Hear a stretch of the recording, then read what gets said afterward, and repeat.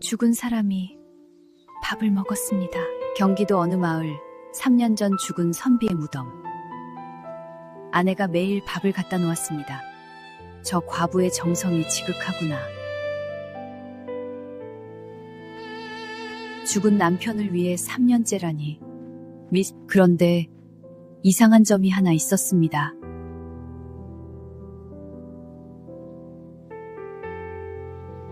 삼 년 뒤 무덤에서 사람이 나왔습니다. 죽은 줄 알았던 그 선비였습니다. 3년간 무덤 속에서 아내가 갖다 주는 밥을 먹으며 숨어 있었던 것입니다. 왜? 빚 때문이었습니다. 아내는 빚쟁이도 알고 있었습니다. 다만 모두 모른 척 했을 뿐입니다. 야단 주막을 시청해주셔서 감사합니다. 제1장 선비의 장례. 경기도 광주. 한양에서 반나절 거리에 있는 고을이었습니다. 산이 깊고 물이 맑아 선비들이 낙향하여 살기 좋아하는 곳이었지요.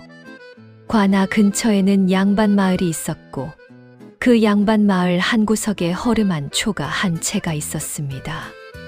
그 초가에 사는 선비의 이름은 도준이라 했습니다. 도준은 36살, 과거에 3번 낙방한 선비였습니다. 집안은 원래 양반이었지만 할아버지 대에 가세가 기울어 논도 밭도 없었습니다. 남은 것이라고는 양반의 체면과 책 몇 권, 그리고 빚뿐이었습니다. 빚이 문제였습니다. 도주는 과거 시험을 보러 한양에 갈 때마다 돈을 빌렸습니다. 여비, 숙박비, 붓과목, 시험장 근처의 밥값 한 번 시험을 보려면 은자 5냥이 필요했습니다. 3번이면 15냥. 거기에 이자가 붙어 도준의 빚은 은자 30냥까지 불어나 있었습니다. 은자 30냥이면 논 한 마지기를 살 수 있는 돈이었습니다. 빚쟁이는 마을에 한씨라는 사내였습니다. 한씨는 광주에서 포목점을 하는 상인이었습니다. 나이 50, 둥글널쩍한 얼굴에 배가 나왔고 웃을 때 눈이 사라지는 인상 좋은 사내였습니다. 사람이 좋아서 돈을 잘 빌려주었는데 받을 때도 잘 받는 사람이었습니다. 한씨가 도준에게 처음 돈을 빌려준 것은 5년 전이었습니다. 도준이 과거 보러 가는데 노잣돈이 없다며 예, 한씨 어른. 이번에만 빌려주시면 과거에 붙어서 갚겠습니다. 좋아, 5냥. 이자는 한 달에 닷푼. 첫 번째 시험에 떨어졌습니다. 한씨 어른, 한 번만 더. 그래, 5냥 더. 두 번째도 떨어졌습니다. 어른, 마지막으로 한 번만. 허허, 자네 실력을 믿어서가 아니라 자네 아내의 정성을 믿고 빌려주는 거야. 세 번째도 떨어졌습니다. 도주는 30냥의 빚더미 위에 앉아 있었습니다. 과거에 붙을 가망도 없었고 갚을 능력도 없었습니다. 도준의 아내 설이는 29살이었습니다. 설이는 도준과 정반대의 사람이었습니다. 도준이 책만 읽는 몽상가라면 설이는 두 발을 땅에 딱 붙이고 사는 현실주의자였습니다. 삭바느질을 해서 돈을 벌었고 남의 집 빨래를 해서 쌀을 얻었고 산에서 나무를 캐어 반찬을 만들었습니다. 설이가 없었으면 도주는 진즉에 굶어 죽었을 것입니다. 설이는 남편을 사랑했지만 남편의 빚에 대해서는 한마디 할 것이 있었습니다. 여보, 과거는 이제 그만두세요. 한 번만 더 보면 3번이나 떨어졌잖아요. 빚만 늘었지 뭐가 달라진 게 있어요? 이번에는 다를 거요. 매번 그러셨잖아요. 도주는 설이의 말에 대답하지 못했습니다. 자존심이 상했지만 아내의 말이 틀리지 않았으니까요. 그런데 상황이 더 나빠진 것은 한 씨가 빚을 받으러 오기 시작하면서였습니다. 한 씨는 인심이 좋은 사람이었지만 장사꾼이기도 했습니다. 30냥의 이자가 계속 붙고 있었고 도준이 갚을 기미가 안 보이자 독촉을 시작했습니다. 도준이 이자라도 갚아야 하지 않겠나? 한 씨 어른, 조금만 더 시간을. 시간은 돈이야. 자네한테 시간을 주는 것도 돈을 주는 것이란 말일세. 한 씨의 방문이 잦아졌습니다. 한 달에 한 번이던 것이 보름에 한 번, 열흘에 한 번. 도주는 한 씨가 올 때마다 뒷문으로 도망쳤고 서리가 대신 남편이 외출 중입니다. 하고 돌려보내야 했습니다. 서리의 인내에도 한계가 있었습니다. 여보, 이렇게는 못 살겠어요. 한 씨 어른이 오실 때마다 거짓말을 해야 하잖아요. 어쩌란 말이요. 돈이 없는데 돈이 없으면 몸으로 갚든가 일을 하든가 해야지요. 나는 선비요. 선비가 무슨 일을. 서리가 한숨을 쉬었습니다. 선비의 체면이 밥을 줍니까? 도주는 대답하지 못했습니다. 서리의 말이 또 맞았으니까요. 어느 날 밤 도준이 서리에게 말했습니다. 서리. 왜요? 내가 죽으면 어떻겠소? 서리가 벌떡 일어났습니다. 무슨 소리예요? 진짜 죽는 게 아니라 죽은 척을 하면 어떻겠느냐는 말이요. 서리가 도준을 물끄러미 바라보았습니다. 죽은 척이요? 내가 죽으면 빚은 어떻게 되겠소? 서리가 잠시 생각했습니다. 조선의 법에 따르면 채무자가 사망하면 빚은 3년 뒤에 소멸되었습니다. 물론 자식에게 빚이 넘어갈 수 있었지만 도준과 서리에게는 자식이 없었습니다. 3년 뒤에 빚이 없어진다. 그렇소. 내가 죽으면 3년을 기다리면 빚이 소멸되오. 그리고 3년 뒤에 내가 무덤에서 나오면 잠깐요. 서리가 손을 들었습니다. 무덤에서 나온다고요? 그 3년을 어디서 살겠다는 거예요? 무덤에서. 무덤을 크게 만들면 사람이 들어갈 수 있소. 봉분 안에 방을 하나 파는 것이요. 밤에 드나들 수 있게 환기 구멍도 내고.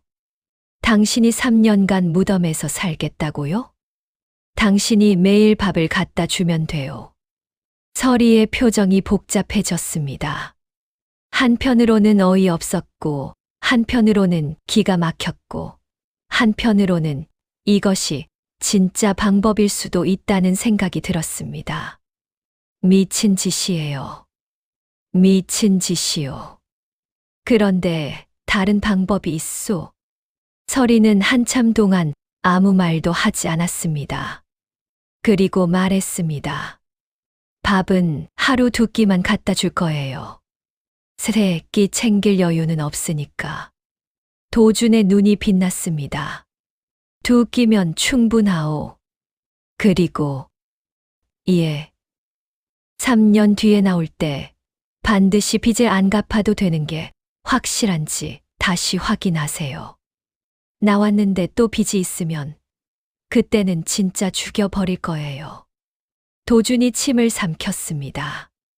아내의 협박이 빚쟁이보다 무서웠습니다. 제2장 가짜 장례. 도준과 서리는 계획을 세웠습니다. 먼저 도준이 병에 걸린 척을 했습니다. 일주일간 방에 누워 기침을 하고 밥을 안 먹고 이웃에게 큰 병이 든 것 같다고 흘렸습니다. 의원을 부를 형편이 아니었으므로 서리가 이웃들에게 울며 말했습니다. 남편이 열이 내리지 않아요. 의원비가 없어서 어쩌면 좋아요. 이웃들은 안타까워했지만 가난한 선비 집의 의원비를 대줄 형편은 아무도 아니었습니다. 그리고 열흘 뒤 서리가 마을에 통곡하며 나왔습니다. 여보, 여보. 서리의 울음소리가 마을을 뒤흔들었습니다. 이웃들이 달려왔습니다. 도준이가 어젯밤에 서리는 진짜로 울었습니다. 연기가 아니었습니다. 남편이 3년간 무덤에 들어가야 한다는 생각에 진짜 슬펐던 것입니다. 마을 사람들은 도준이 죽은 줄 알았습니다. 여러분, 여기서 한 가지 의문이 드실 것입니다. 시신을 확인하지 않았을까? 조선시대의 장례에서 시신은 입관 전에 가족이 수습합니다. 이웃이 시신을 직접 보는 경우는 드물었습니다. 서리가 남편의 마지막 모습을 참아 보여 드릴 수 없다며 방문을 닫아 건 것은 당시의 예법에 크게 어긋나지 않았습니다. 관은 어떻게 했을까요? 도준이 미리 만들어 놓았습니다. 판자를 짜서 관을 만들되 안에 모래주머니를 넣어 무게를 맞추었습니다. 성인 남자의 무게와 비슷하도록 모래를 채운 것이었습니다. 장례는 조촐하게 치러졌습니다. 가난한 선비의 장례에 큰 행사가 있을 리 없었습니다. 이웃 몇이 상여를 메고 마을 뒷산 양지 바른 곳에 묻었습니다. 봉분이 만들어졌습니다. 그런데 이 봉분이 좀 컸습니다. 이웃이 물었습니다. 봉분이 좀 큰 것 같은데. 서리가 울며 대답했습니다. 남편이 생전에 답답한 방에서만 살았으니 무덤만이라도 넓게 해주고 싶어서요. 이웃이 고개를 끄덕였습니다. 과부의 마음이 저리 깊구나. 아무도 의심하지 않았습니다. 장례가 끝난 그날 밤, 도준이 봉분 뒤쪽의 환기 구멍으로 무덤 안에 들어갔습니다. 무덤 안에는 작은 공간이 있었습니다. 도준이 미리 파놓은 것이었습니다. 높이는 앉을 수 있는 정도, 넓이는 누우면 겨우 다리를 펼 수 있는 정도. 벽은 판자로 보강했고 바닥에는 짚을 깔았습니다. 좁긴 하지만 3년을 버텨야 하오.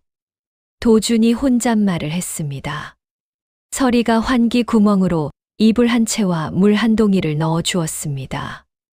여보, 정말 이러는 거예요. 다른 방법이 없소. 3년이에요. 3년. 3년 뒤에 빛나는 남편이 되어 돌아오겠소. 빛나는 건 됐고 살아서만 나와요. 서리의 목소리가 떨렸습니다. 도준이 환기 구멍으로 손을 내밀었습니다.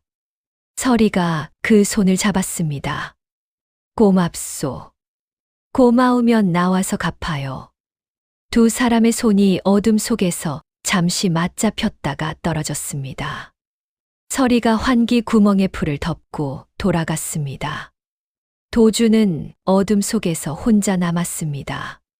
3년의 첫 번째 밤이 시작되었습니다. 제3장 정절의 과부. 다음 날부터 서리는 매일 무덤에 밥을 갖다 놓았습니다. 아침에 밥 한 그릇과 반찬을 쟁반에 차려 무덤 앞에 놓고 저녁에 빈 그릇을 가져왔습니다. 마을 사람들은 서리를 보며 감탄했습니다. 저 여자, 남편이 죽은 뒤로 매일 무덤에 밥을 올리는구나. 보통 정성이 아니야. 3년상을 지키려는 거겠지. 조선시대의 3년상은 부모에게 지키는 것이었지만 남편에게 3년상을 지키는 아내는 정절의 과부로 칭송받았습니다. 서리가 매일 무덤에 밥을 올리자 마을에서 서리의 명성이 높아지기 시작했습니다. 광주에 효부가 있다더라. 아니, 효부가 아니라 열녀지. 죽은 남편에게 3년간 밥을 올리는 과부라니 정문을 세워줘야 하는 것 아닌가. 소문이 퍼졌습니다. 인근 마을에서 서리를 보러 오는 사람까지 생겼습니다. 서리는 난감했습니다.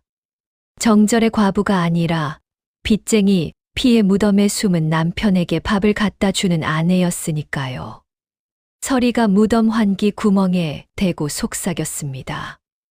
여보, 마을에서 저를 열려라고 해요. 무덤 안에서 도준의 목소리가 들렸습니다. 좋은 일 아니요? 열려면 나라에서 상도 주지 않소. 상은 무슨 상이요? 이게 들통나면 열녀가 아니라 사기꾼이에요. 들통만 안 나면 돼요. 당신은 무덤에서 편하게 누워있으니 좋겠지요. 밖에서 연기하는 사람이 얼마나 힘든 줄 알아요? 도준이 기침을 했습니다. 미안하오. 미안하면 빨리 3년을 보내요. 서리가 투덜거리며 밥그릇을 환기 구멍으로 밀어 넣었습니다. 도준이 밥을 받으며 말했습니다. 오늘 반찬이 뭐요? 시래기 죽이요. 어제도 시래기 죽이었는데 불만이면 나와서 직접 해 드세요. 도준은 입을 다물고 시래기 죽을 먹었습니다. 무덤 생활은 상상 이상으로 힘들었습니다. 공간이 좁았습니다. 서면 머리가 천장에 닿았고 누우면 양쪽 벽에 어깨가 닿았습니다. 낮에는 숨을 죽이고 있어야 했습니다. 무덤 근처에 사람이 오면 소리를 내서는 안 되니까요. 환기 구멍으로 들어오는 빛이 유일한 햇살이었습니다. 도주는 그 빛으로 책을 읽었습니다. 서리가 가끔 책을 한 권씩 넣어 주었는데 3년 동안 읽은 책이 20권이 넘었습니다. 이렇게 공부한 적은 과거 준비할 때도 없었소. 도준이 서리에게 말하자 서리가 대답했습니다. 무덤에서 공부하면 과거에 붙겠어요? 붙는 것보다 깨닫는 것이 더 많소. 뭘 깨달았는데요? 빚은 절대 지는 게 아니라는 것을. 서리가 피식 웃었습니다. 3년 걸려서 깨달은 게 그거예요? 그리고 하나 더. 뭔데요? 당신이 세상에서 제일 고마운 사람이라는 것을. 서리가 잠시 말을 멈추었습니다. 그리고 코를 훌쩍이며 말했습니다. 입만 살아서 밥이나 드세요. 제사장 빚쟁이의 눈. 3년이란 시간은 마을의 풍경을 바꿉니다.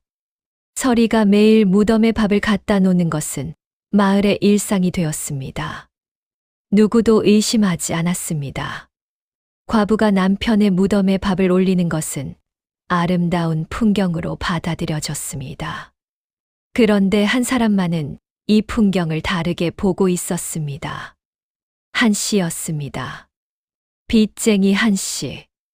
한 씨는 도준의 장례 소식을 듣고 눈앞이 캄캄했습니다. 은자 30냥. 채무자가 죽으면 3년 뒤에 빚이 소멸됩니다. 30냥이 허공에 날아가는 것이었습니다. 아이고, 내 돈. 한 씨는 장례식에 갔습니다. 조문을 하면서 서리에게 넌지시 물었습니다. 서리 도준이가 정말 죽은 게냐? 서리가 눈물을 글썽이며 대답했습니다. 어른, 무슨 말씀을 남편이 돌아가셨어요. 아니, 그게 아니라 참 안타깝구나. 한 씨는 조문을 마치고 돌아갔습니다. 그런데 한 씨는 찜찜했습니다. 상인의 직감이라는 것이 있었습니다. 30년간 장사를 하면서 수많은 사람을 봐 온 한 씨에게 서리의 울음이 어딘가 이상하게 느껴졌습니다. 저 여자 진짜 슬픈 건 맞는데 뭔가 다르다. 한 씨는 설명할 수 없었습니다. 그냥 느낌이었습니다. 한 씨는 가끔 무덤 근처를 지나갔습니다. 포목점에서 장터로 가는 길이 무덤이 있는 뒷산 아래를 지나갔기 때문입니다. 지나갈 때마다 서리가 무덤 앞에 밥을 놓고 가는 모습을 보았습니다. 매일 밥을 올리는구나. 정성이 대단하지. 한 달, 2달, 석 달 한 씨는 무심히 지나갔습니다. 그런데 넉 달째 되던 어느 날, 한 씨는 이상한 것을 발견했습니다. 아침에 서리가 놓고 간 밥그릇이 저녁에 보면 비어 있었습니다. 짐승이 먹었겠지. 한 씨는 그렇게 생각했습니다.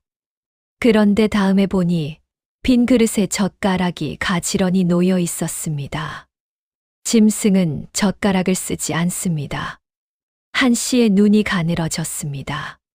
한 씨는 의심을 확인하기 위해 어느 날 밤 무덤 근처에 숨어 보았습니다. 느티나무 뒤에 숨어 무덤을 지켜보았습니다.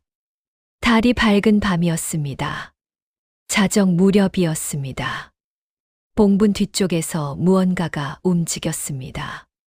풀이 치워지고 작은 구멍이 드러났습니다. 구멍에서 손이 나왔습니다. 사람의 손이었습니다.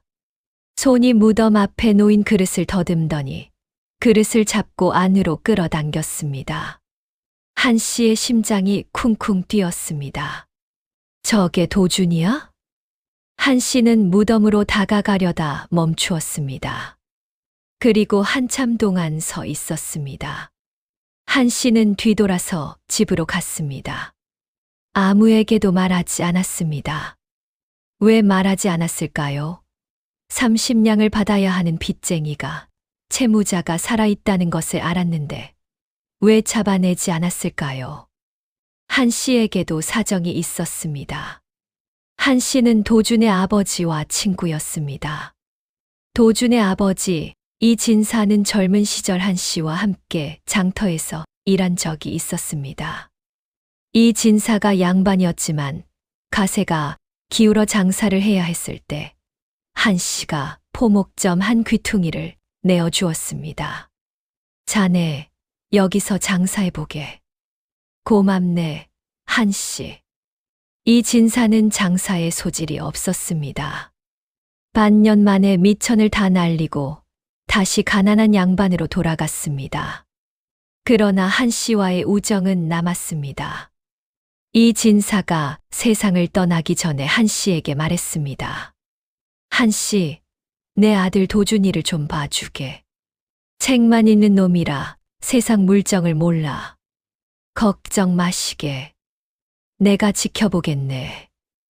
한 씨가 도준에게 돈을 빌려준 것은 장사꾼의 이자 계산만이 아니었습니다. 친구의 아들을 지켜보겠다는 약속이기도 했습니다. 한 씨는 무덤 앞에서 돌아서며 혼잣말을 했습니다. 이진사, 자네 아들이 무덤에서 밥을 먹고 있네. 참, 기가 막힌 놈이야. 그리고 웃었습니다. 근데 그 아내가 매일 밥을 갖다 주는 걸 보면 아들 복은 있구만. 한 씨는 집으로 돌아가며 결심했습니다. 모른 척하기로. 제오장, 무덤 밥상의 반찬. 한 씨가 모른 척하기로 한 뒤 이상한 일이 벌어지기 시작했습니다. 서리가 무덤에 놓아두는 밥상에 가끔 반찬이 하나 더 올라와 있었습니다. 서리가 놓은 것이 아니었습니다. 어느 날은 두부 한 모가 올라와 있었고, 어느 날은 계란찜이 놓여 있었고, 어느 날은 소고기 장조림이 그릇에 담겨 있었습니다. 서리가 무덤 환기 구멍에 대고 물었습니다. 여보, 밥상에 두부가 있었는데 당신이 놓은 거예요. 내가 어떻게 두부를 구하오? 무덤에서. 그러면 누가 놓은 거예요? 모르겠소. 서리는 고개를 갸웃했습니다. 다음에도 반찬이 올라왔습니다. 이번에는 배추전이었습니다. 서리가 밤에 무덤 근처에 숨어 지켜보았습니다. 한 시즌쯤 지났을 때 누군가가 무덤 앞에 다가왔습니다. 한 씨였습니다. 한 씨가 보자기에 싼 반찬 그릇을 밥상 옆에 놓고 고개를 한 번 숙이고 돌아갔습니다. 서리의 눈이 커졌습니다. 한 씨 어른이 알고 있었어. 서리는 다음 날 한 씨의 포목점을 찾아갔습니다. 한 씨 어른. 오, 서리. 무슨 일이냐? 어른, 어젯밤에 무덤에 반찬을 놓으셨지요? 한 씨의 표정이 잠깐 굳었다가 풀렸습니다. 무슨 말인지 모르겠는데. 어른, 다 알고 계시지요? 한 씨가 한참 서리를 바라보았습니다. 그리고 한숨을 쉬며 의자에 앉았습니다. 언제부터 알았냐고 물어봐야 하나. 언제부터 아셨어요? 넉 달째부터. 그러면 1년 넘게 아시고도 모른 척 하신 거예요? 한 씨가 고개를 끄덕였습니다. 서리의 눈에 눈물이 고였습니다. 왜 모른 척 하신 거예요? 30냥인데. 한 씨가 서리를 바라보며 말했습니다. 서리야, 도준이 아버지가 돌아가시기 전에 나한테 부탁을 했어. 아들을 봐달라고. 30냥은 크지. 근데 말이야. 한 씨가 가게 밖을 바라보았습니다. 내가 매일 무덤에 밥을 갖다 주는 걸 보면서 생각했어. 30냥을 받으려고 저 여자를 울리는 게 맞는 건가? 친구의 아들을 무덤에서 끌어내서 빚쟁이한테 잡힌 놈으로 만드는 게 맞는 건가? 서리의 눈물이 흘렀습니다. 어른. 그리고 내 정성을 보면서 또 생각했어. 저 정도 아내가 있으면 도준이는 3년 뒤에 나와서 사람이 달라질 거라고. 무덤 속에서 3년을 반성하면 좀 나아지지 않겠나. 한 씨가 씩 웃었습니다. 그래서 모른 척한 거야. 대신 반찬이라도 갖다 주려고. 시래기 죽만 먹으면 3년을 못 버틸 것 같아서. 서리가 울며 웃었습니다. 어른, 시래기 죽 먹는 걸 어떻게? 무덤 앞에 놓인 그릇을 봤지. 시래기 죽 그릇이 매일이더구나. 아무리 그래도 그건 좀 불쌍하지 않나. 서리가 코를 훌쩍이며 말했습니다. 불쌍한 건 저예요. 30냥 빚진 남편 무덤에 밥 갖다 주면서 열녀 소리까지 듣고 있으니. 한 씨가 배를 잡고 웃었습니다. 열녀, 허허허, 그래, 열녀 맞다. 저런 남편을 3년간 먹여 살리는 아내면 열녀가 맞지. 그날 이후 서리와 한 씨 사이에 묘한 공모가 생겼습니다. 한 씨는 매주 한 번 반찬을 만들어 무덤 앞에 놓았습니다. 서리는 그것을 모른 척 도준에게 전해 주었습니다. 도준이 물었습니다. 서리, 오늘 반찬이 좋은데 소고기 장조림은 어디서 났소? 이웃이 줬어요. 어느 이웃? 말 안 해요. 도준은 이상하게 생각했지만 무덤 속에서 따질 처지가 아니었습니다. 제6장 무덤에서 나오다. 3년이 흘렀습니다. 도준이 무덤에 들어간 지 정확히 3년이 되는 날이었습니다. 빚은 소멸되었습니다. 채무자가 사망한 지 3년이 지나면 빚이 없어진다는 법에 따라 은자 30냥의 채무는 공식적으로 사라졌습니다. 도준이 나올 때가 된 것이었습니다. 그날 밤 서리가 무덤에 왔습니다. 여보, 왔소. 3년이에요. 알고 있소. 나와요.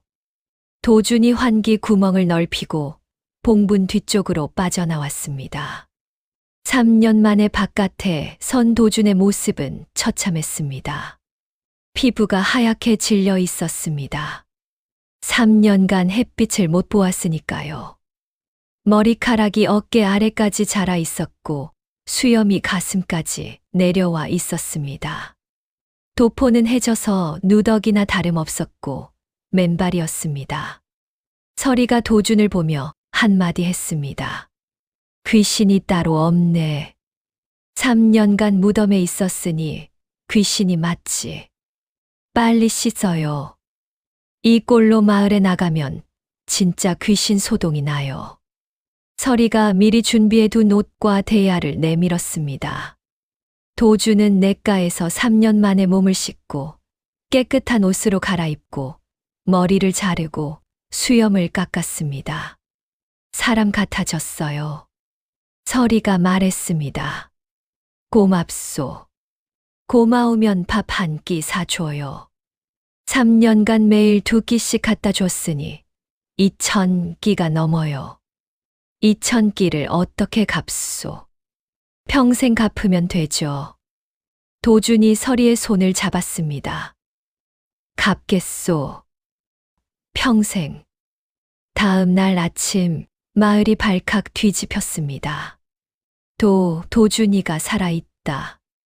뭐, 3년 전에 죽지 않았어. 무덤에서 나왔다. 마을 사람들이 달려왔습니다.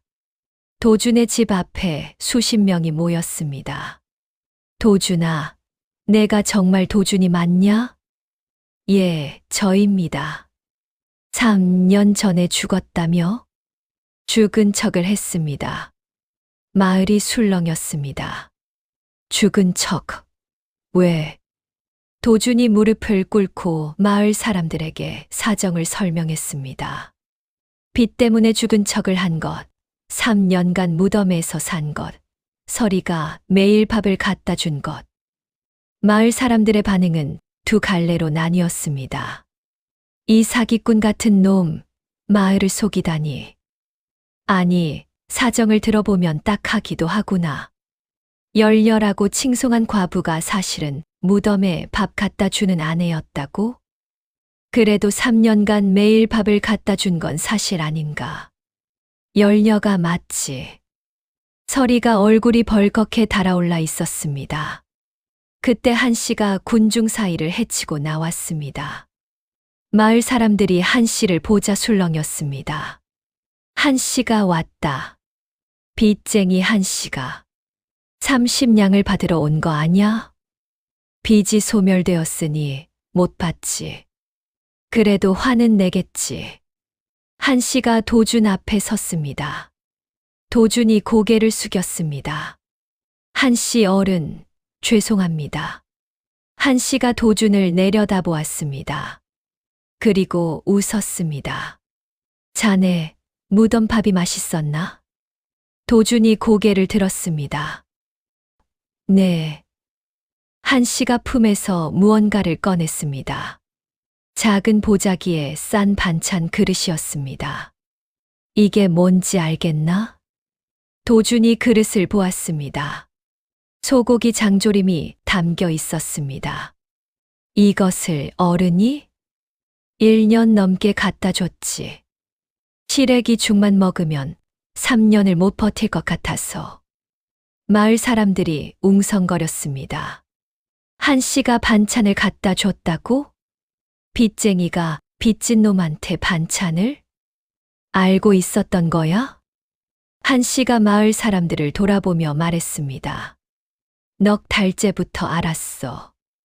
무덤에서 젓가락질하는 귀신이 어디 있나. 그래서 알았지.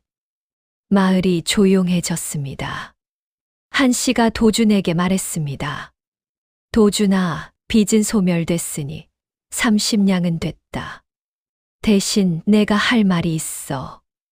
말씀하십시오. 내 아버지가 돌아가시기 전에 나한테 부탁했어. 아들을 봐달라고. 도준의 눈이 흔들렸습니다. 아버지가. 그래. 그래서 돈도 빌려줬고, 무덤도 모른 척 해줬고, 반찬도 갖다 줬다. 한 씨가 도준의 어깨를 잡았습니다.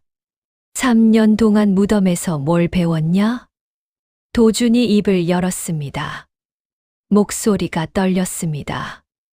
빚은 절대 지지 않겠다는 것을 배웠습니다. 그것뿐이냐? 아내에게 감사하는 것을 배웠습니다. 또, 도준이 한 씨를 똑바로 바라보았습니다. 사람의 은혜를 잊지 않겠다는 것을 배웠습니다. 한 씨가 고개를 끄덕였습니다. 그거면 됐다. 제7장 봉분 위에 호바. 한 씨가 30냥의 빚을 탕감한 것은 마을의 전설이 되었습니다. 30냥을 그냥 날려? 빚쟁이가 빚을 탕감하다니 세상에 이런 일이. 한 씨 양반 손해본 거 아냐? 한 씨는 웃으며 대답했습니다. 손해는 무슨? 친구의 아들이 사람이 됐으면 그걸로 이자를 받은 거지. 마을 사람들은 고개를 끄덕였습니다. 도주는 무덤에서 나온 뒤 사람이 달라졌습니다. 과거 이야기를 다시는 하지 않았습니다. 대신 서리와 함께 밭을 일구기 시작했습니다. 3년간 무덤에서 책을 읽으며 익힌 것 중에 농서가 있었는데 그것을 실제로 적용해 보기로 한 것이었습니다. 선비가 호미를 잡았습니다. 처음에는 서툴렀습니다. 호미질이 엉성했고 씨를 너무 깊이 심었고 물을 너무 많이 주었습니다. 서리가 옆에서 한숨을 쉬었습니다. 여보, 책에 나온 대로 하면 안 돼요. 밭은 책이 아니에요. 알겠소, 알겠소. 그러나 도주는 포기하지 않았습니다. 3년간 무덤에서 버틴 사람에게 밭일의 어려움쯤은 아무것도 아니었습니다. 한 해가 지나자 감자가 실하게 자랐고, 2해가 지나자 콩밭이 무성해졌고, 3년이 지나자 도준의 밭은 마을에서 알아주는 밭이 되었습니다. 한 씨가 장터에서 도준을 만나 물었습니다. 자네, 과거는 안 볼 건가? 도준이 웃었습니다. 과거보다 밭이 재미있습니다. 선비가 밭이 재미있다니. 선비의 체면이 밥을 주지 않는다는 것을 무덤에서 배웠습니다. 한 씨가 웃었습니다. 내 아버지보다는 장사꾼 기질이 있구만. 장사는 안 합니다. 밭만 합니다. 왜? 빚질 일이 없으니까요. 한 씨가 배를 잡고 웃었습니다. 도준과 서리의 삶은 조용하게 나아졌습니다. 밭에서 거둔 것으로 살림이 나아졌고 서리는 더 이상 남의 집 빨래를 하지 않아도 되었습니다. 서리가 어느 날 밭에서 일하며 말했습니다. 여보, 이렇게 살 거면 처음부터 밭을 하지 그랬어요. 처음부터 했으면 무덤에서의 3년이 없었을 것이요. 그 3년이 필요했다는 거예요. 그 3년이 없었으면 나는 평생 과거만 보겠다고 우긴 고집쟁이였을 것이요. 무덤에서 3년을 누워보니까 비로소 땅의 소중함을 알겠더라. 서리가 피식 웃었습니다. 3년간 무덤에 있어야 땅이 소중한 줄 알았다. 농부는 태어나면서 아는 건데. 그래서 내가 늦깎이 농부 아니요. 늦깎이 치고는 잘해요. 서리가 도준의 어깨를 툭 쳤습니다. 도준이 웃었습니다. 그리고 도준의 옛 무덤은 어떻게 되었을까요? 봉부는 그대로 남았습니다. 허물 수도 있었지만 도준이 남겨두었습니다. 왜 안 없애요? 서리가 물었습니다. 3년간 나를 살려준 곳이요. 없애기 미안하지 않소. 미안하긴 그 안에서 3년간 시래기죽 먹으며 살았으면서. 도준이 웃으며 봉분 위에 무언가를 심었습니다. 호박이었습니다. 봉분 위에 호박 넝쿨이 자라기 시작했습니다. 여름이면 노란 호박꽃이 피고 가을이면 커다란 호박이 열렸습니다. 마을 사람들이 물었습니다. 무덤 위에 호박을 심다니 이상하지 않나? 도준이 대답했습니다. 무덤은 끝이지만 호박은 시작이요. 끝 위에 시작을 올려놓으면 그게 인생 아니겠소? 마을 사람들은 고개를 끄덕이기도 갸웃하기도 했습니다.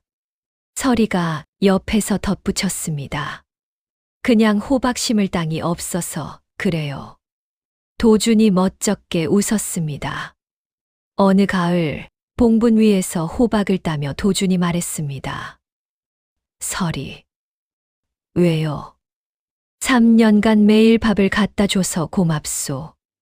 또 그 말이에요. 몇 번째예요? 평생 할 거요. 서리가 호박을 안으며 말했습니다. 평생 고맙다고 하면 나도 평생 밥 해줄게요. 정말이요? 대신 시래기 죽은 안 해요. 3년치 다 했으니까. 도준이 웃었습니다. 서리도 웃었습니다. 봉분 위에 호박 넝쿨이 바람에 흔들렸습니다. 가을 햇살이 따뜻했고 두 사람의 웃음소리가 뒷산 너머로 퍼졌습니다. 한 씨가 장터에서 포목을 팔다 말고 뒷산 쪽에서 들려오는 웃음소리를 들었습니다. 허허, 저놈들. 무덤 위에서 호박을 따며 웃고 있군. 옆에 있던 손님이 물었습니다. 무슨 소리가 저리 좋습니까? 한 씨가 씩 웃으며 대답했습니다. 30냥짜리 웃음소리요. 손님이 무슨 뜻인지 모르겠다는 얼굴을 했지만 한 씨는 설명하지 않았습니다. 다만 포목을 접으며 혼잣말을 했습니다. 이 진사, 자네 아들 잘 크고 있네. 3년 늦었지만 이제 된 것 같네. 바람이 불었습니다. 광주의 가을은 깊었고 뒷산의 봉분 위에는 호박이 노랗게 익어가고 있었습니다.